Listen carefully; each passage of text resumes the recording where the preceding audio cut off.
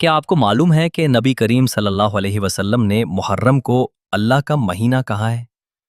जी हाँ, मुहर्रम एक ऐसा महीना जो न सिर्फ इस्लामी साल का आगाज है, बल्कि रूहानी तजदीद का भी वक्त है।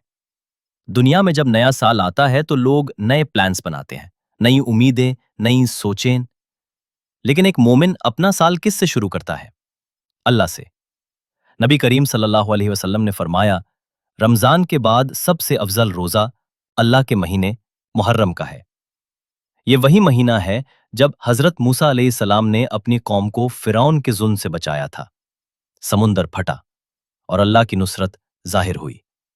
मुहर्रम का पैगाम ये है, चाहे जिंदगी के रास्ते बंद हो जाएं, लेकिन अल्लाह का रास्ता कभी बंद नहीं होता।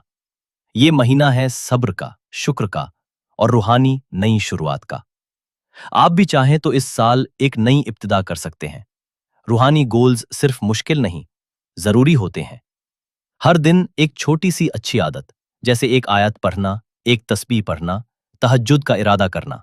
हर हफ्ता एक छोटी सी सदका, हर रोज एक नई दुआ या जिक्र, और रोजा ए आशुरा, जिस पर अगले वीडियो में तफसील से बात होगी। नए साल का मतलब सिर्फ वक्त का बदलना नहीं, बल्कि नीयत का भी तजदीद है।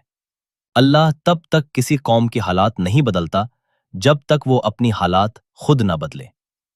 आज यही वक्त है नई शुरुआत का। मुहर्रम अल्लाह के महीने का तकद्दुस समझिए और अपनी जिंदगी में रूहानी रोशनी का चिराग जलाइए। अगर आप इस पैगाम से मुतासिर हुए हो तो इसे शेयर जरूर करें, ताकि और लोग भी फायदा उठा सकें।